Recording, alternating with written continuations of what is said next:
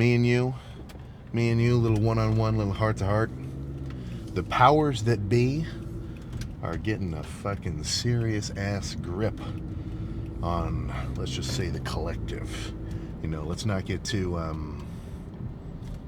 what's that guy's fucking name? Conspiracy theory was on Joe Rogan. I don't remember. But like legit, man. I mean, your phone is just itching to get you to scroll on it 90 fucking percent of the time. Foods. I mean, dude, fuck. There's all sorts of like reasonably backed up kind of conspiracies about like getting everybody eating all sorts of processed everything, whatever. And I'm not the guy to say, eat a Liver King only diet of like just steak, just eggs, just whatever. But you're kind of dealt some rough hands, So as a kid, dude, fuck, man, even worse. I mean, not to get too crazy, but given this is kind of fitness related, like obesity rates are getting nuts, at least here in the States. So maybe if you got some chitlins running around, make sure they're moving, right? Make sure they've got a little bit of activity. Sure, they might they might bump their heads if you send them outside to play on a trampoline unsupervised, but at least their heart rate's going to be moving around. And that's the whole point of being a kid, right? You get out there, get your hands dirty, and it toughens you up. But all that is to say, like, you kind of have to have a watchful eye over over things which you may not really put a crazy amount of emphasis on, because right, the human mind, as complicated as it is, in practical terms, very simple. Very fucking simple. Oh, I'm eating a food that tastes kind of sweet. All right, I'm going to keep eating more of it. Oh, I don't have to exercise and, sweat and do anything difficult. I can just sit at home all day, or I can just, I can sit down all day and not have to move around. Okay, perfect. Love it. Okay. Oh, man. My body fat's getting kind of high. And then goes off from there, right? So it's, I don't think, well, who knows? Maybe we're going to look back at the last couple of years and think this was a pretty crazy realization once all the microplastic headlines started coming out. But I don't think all hope is lost, right? So where this ties into the lifting side of things, dude, lifting and just being like intensely active on the regular is an absolutely insane fucking positive point towards basically every fucking health marker there is.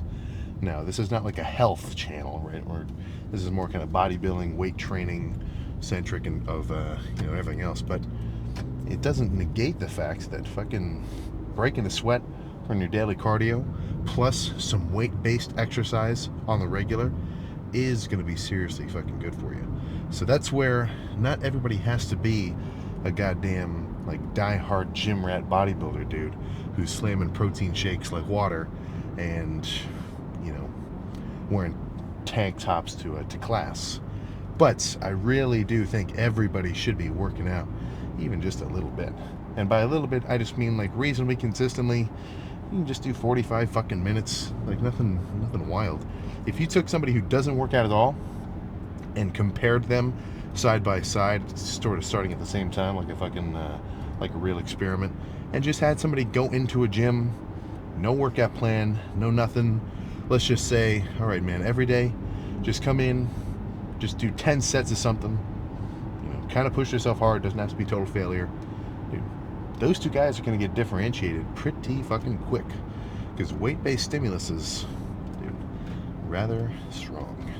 So if you know somebody at let's just say it's your fucking household where you're the die-hard gym rat, and they got an hour or two to kill, bring them with you, right? Make it a little pilgrimage. I mean, I see it all the time. Fucking I've never seen triple generations. Like, I've never seen like grandpa, dad, son all working out together. But like, I'm anytime that he's back from school, like me and Mark, my brother, we're at the fucking gym at the same times. We're not doing the same workouts, but we're there at the same time. It's just fun. That's just fun, man. Everybody should be moving around like that. Let's get well, I don't know if I have the power to make that I don't think I can make that a mandated court order, but I think we'd all experience an improvement from it, from the fucking top end to the bottom, side to side, north to west, all over the place. But enough of just a random ramble about how everybody should be working out. What's the plan today with chest? Well, I think I kind of just said it. You know? Some heavy pressing combined with some fly-based movements, potentially woven in to some cable-based concentric pressing. Now, the reason why I reference all three of those things as different movements is just because they are, you know? Like a straight up press for your chest, if it's like a bar, well, yeah, I mean, barbell too, dumbbell. Machines get a little bit different, but for the most part, a regular free weight style chest press, you know, be it like a cable stack, a Smith machine, dumbbell, whatever, it's going to be hardest at the bottom in the stretch position and then gets lighter towards the top.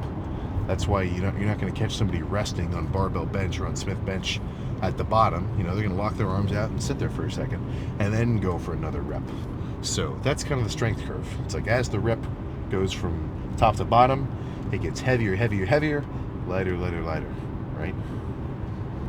Whereas with a cable fly, much more constant tension. I mean, if you're on a pec deck, that tension's constant throughout the entire range of motion. And then, of course, it is a different kind of activation because you're actually doing a fly, not just a press. Goodness. Now, the concentric cable press or the concentric press gets a little bit different because usually those machines, like if you've ever benched on a hammer strength press, be it incline, neutral, or decline, the way that machine is made up, because the weights are like rotating around the machine itself, is it's heaviest at the top. Like the weight, you're feeling the most force in your hands at the top of the rep, and it gets lighter at the bottom. So combining those three kind of movements together, plus usually those presses, your hands come inward together throughout the movement too, so it kind of has some fly-based attributes. But those three, I think, are pretty much the fucking trifecta of chest. So I don't always do all of them. I mean, I've had some chest days where I just did like incline dumbbell and then, you know, 2 sets of cable flies, and that was the end of it. You know, just heavy pressing and then flies. And I've had some where I did just heavy pressing and then some squeezing pressing, and then that was the end of it. But I'd say those two are a bit more important compared to the flies only. But maybe that's just a little bit biased, you know, because I feel like chest responds to some reasonably heavy loading. But in either case, that's what I'm looking for, you know. So I don't need to come up with a workout where it's like, okay, 2 sets of pec decks, 3 sets of cable fly, 4 sets of flies with incline and then decline alternate. Like, I don't think it requires that much thought beforehand, you know. It's like I'm going to walk in the gym. I know I like doing incline Smith machine. I know I like doing a certain cable press. I know I like a couple different kinds of cable flies. I've got these all kind of in my itinerary. But you've also got to remember that's from my perspective of having, you know, been doing my own lifts for like 6 years now.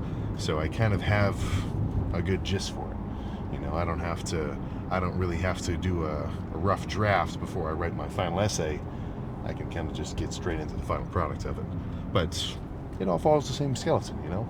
Pressing, and then fades into usually fly-based stuff at the end. Pose down, look like a freak, and then get out of here and go eat.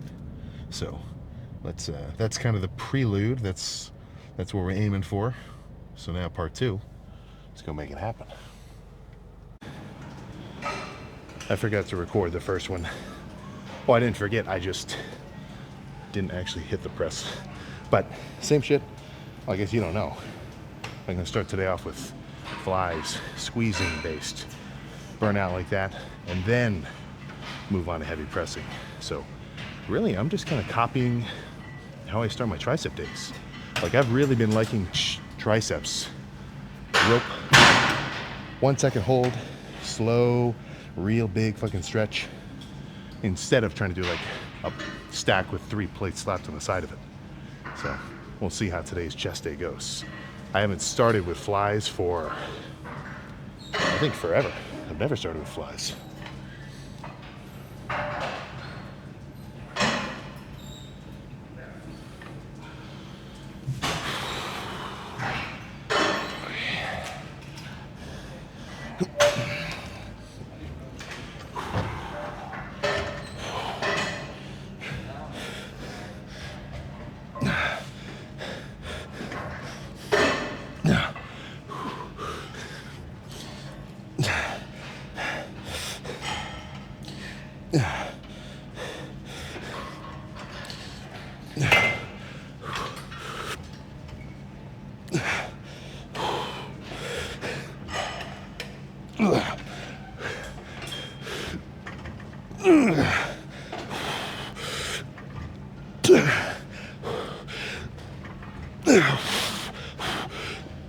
Okay. One more.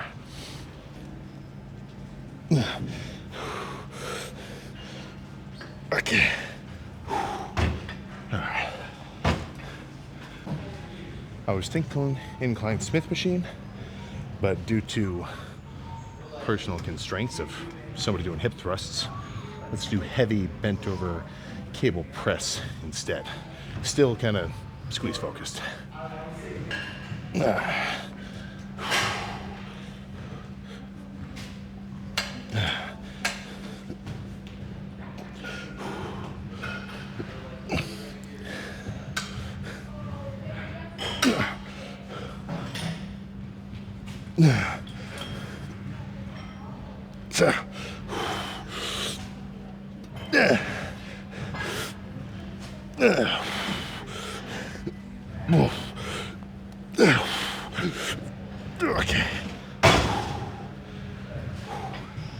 Let's keep spamming these, but I gotta drop the weight.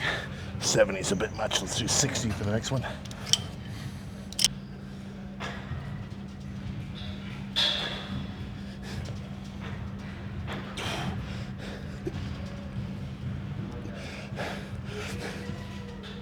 Yeah.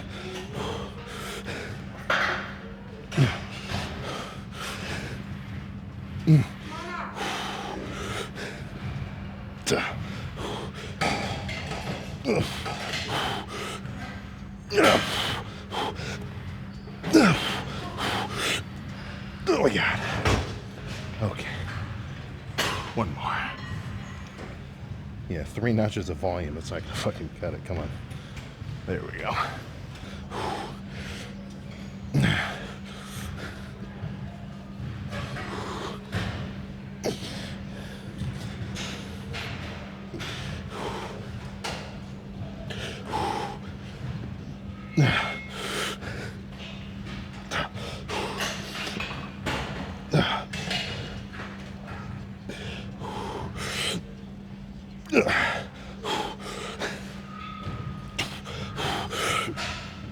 Okay. One more. More.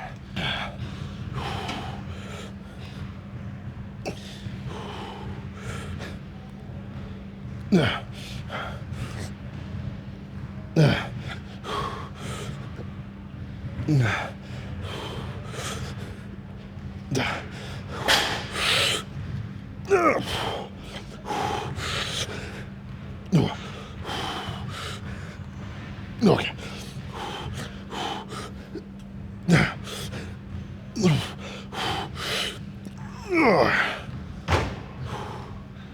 All right. Time for Smith. This has got to be, if not one of, the first set of pressing I've done where I've been really kind of pre-exhausted and pumped beforehand. But one feeler rep, this will easily be a 10-ish rep set. So all I gotta do is go nuts. I gotta listen to my own advice.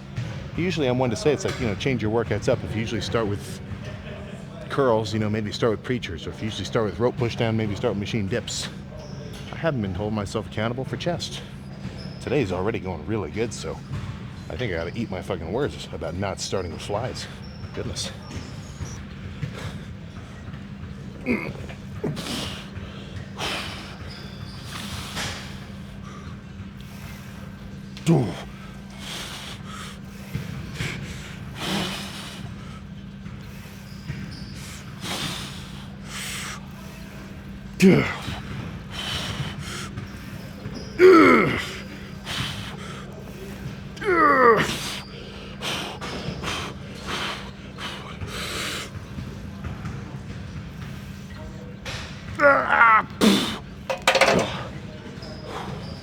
No way I would have got one more. But one more. Same shit.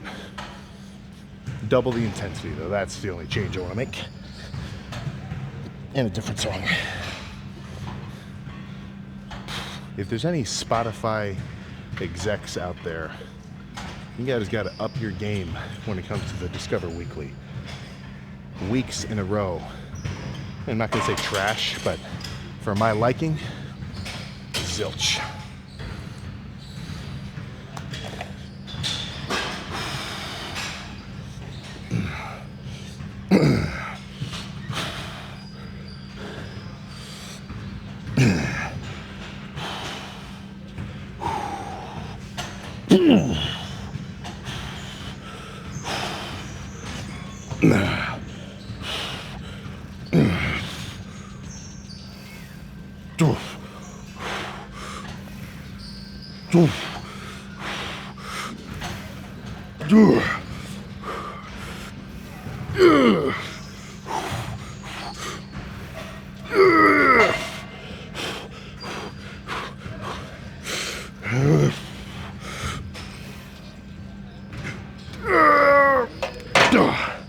Drop the steel plates.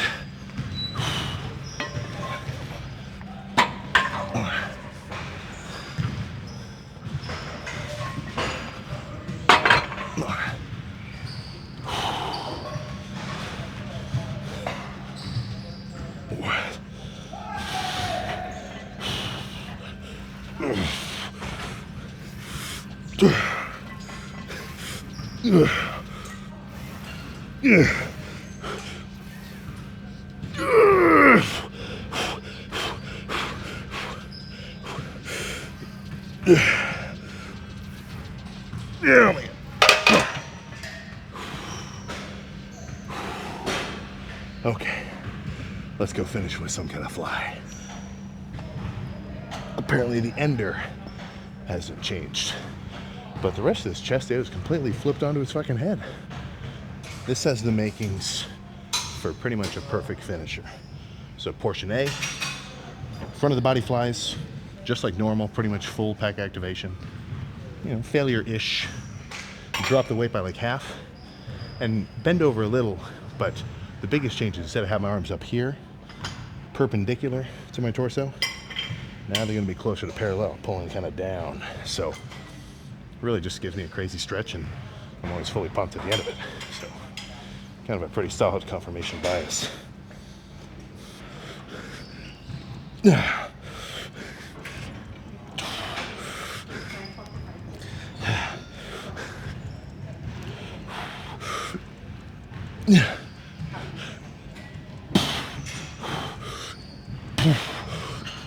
Okay.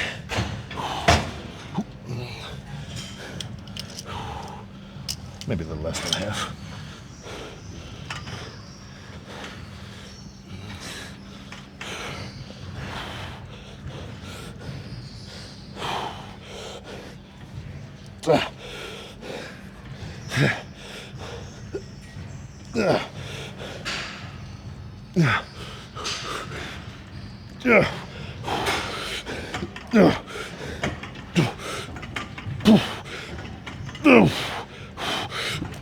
Okay.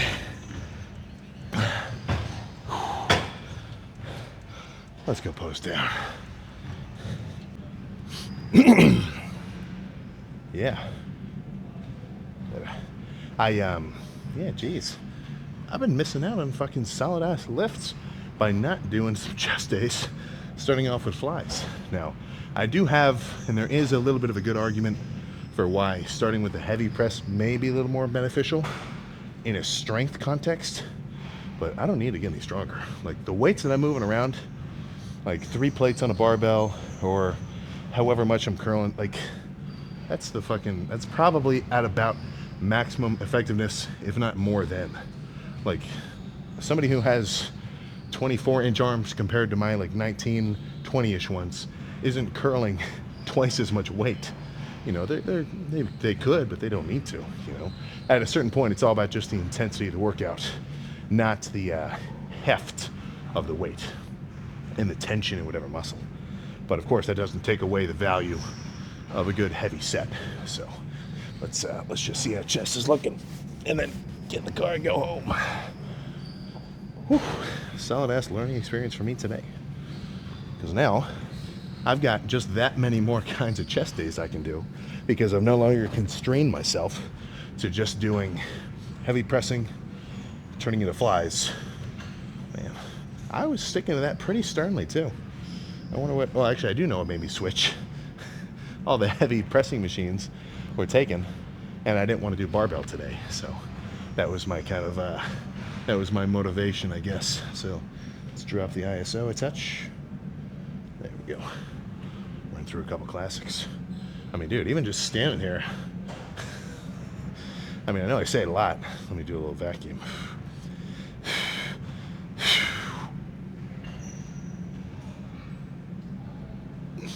I feel like a total meatball.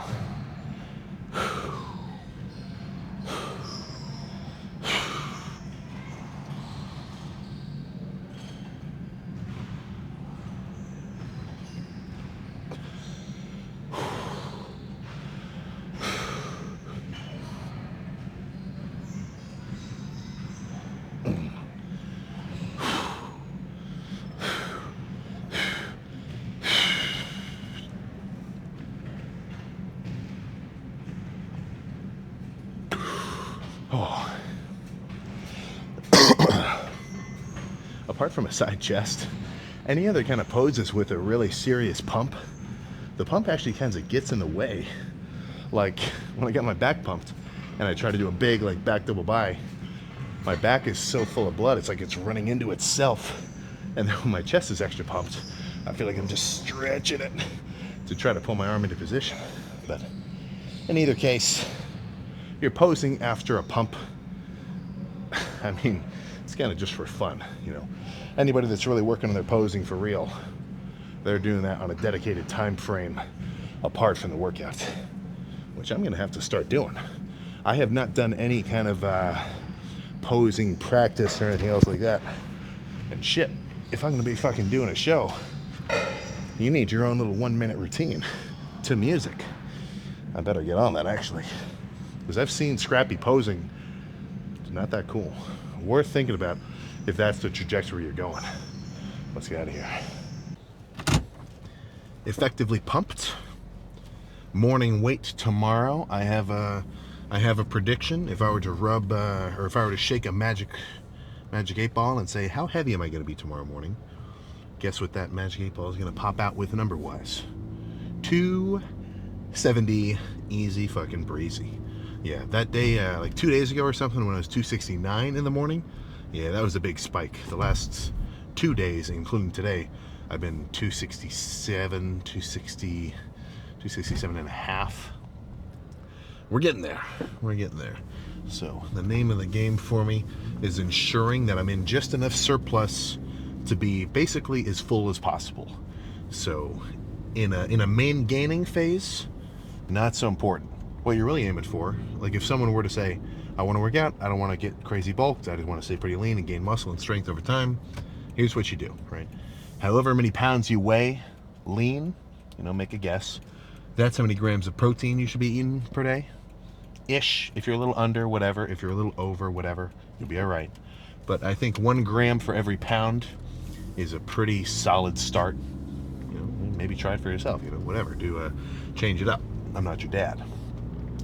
And then eat enough food where you're not gaining an insane amount of weight and you're also not losing any weight, which for the most part, you don't even have to track because your body has a self sort of regulating system where, okay, I'm not really hungry, I'm not going to eat right now. Okay, I'm kind of hungry, I better eat something. You don't even have to do the math, man. So the main gainer is smooth sailing. Doesn't have to worry about the diet so much, but you can still optimize it for your lifting performance. So that, however many grams of protein you're eating per day, I would recommend evenly spread out. That is your best bet.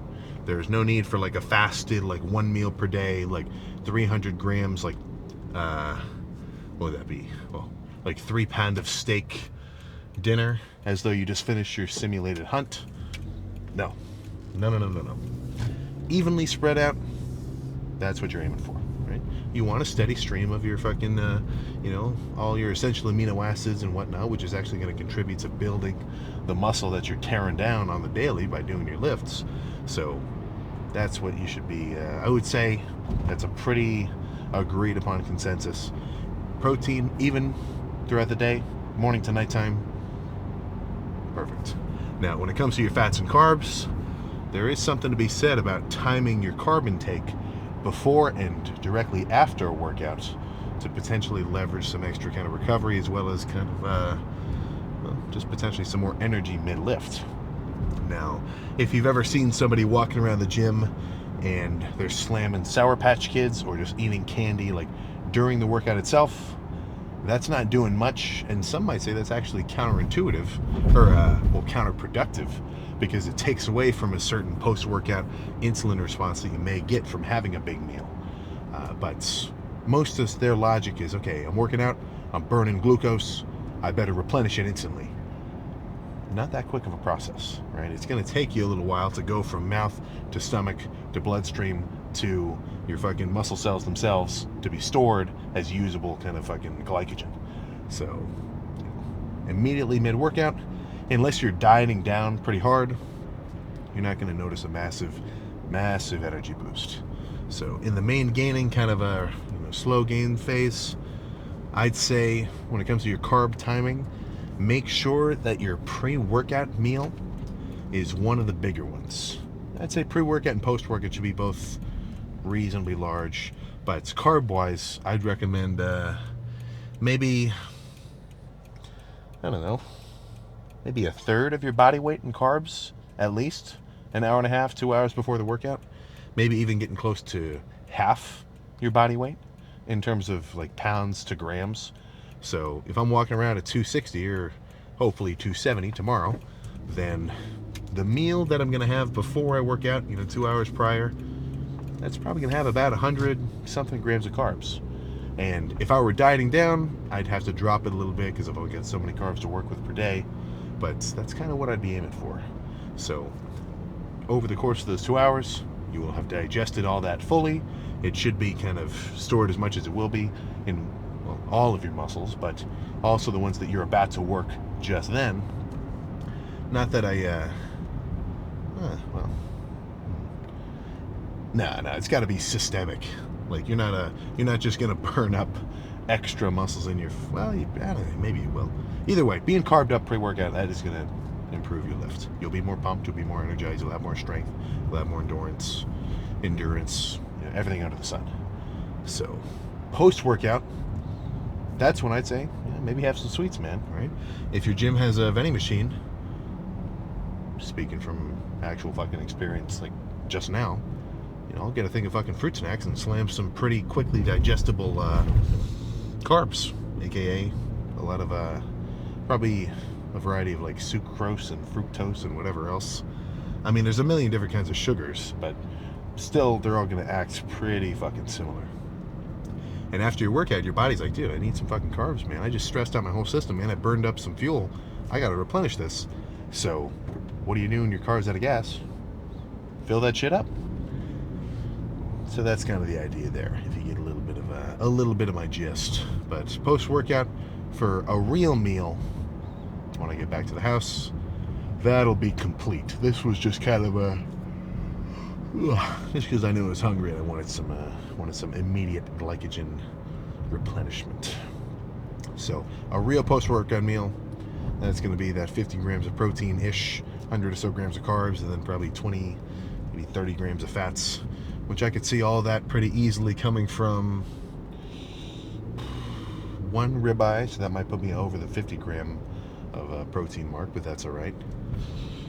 I think I'm going to make some more potatoes. 45 minutes, 375. Little kind of yellow, like inch around potatoes. Olive oil, salt, pepper, paprika, garlic powder, onion powder. Roll around. Absolutely perfect. I gotta, yeah, maybe I should, oh. I'd need to get a little bit smarter with how I record those, but that makes me think about doing a cooking segment where it's like actually looks like it's a TV show, like a set. Yeah, that'd be funny. Well, we'll see. There's a goddamn million more videos to come, because there's a goddamn million more lifts to come, so I gotta add some specials in every now and again. But tomorrow's gonna be back. Wide as shit, we already know the deal. So I'll see you then.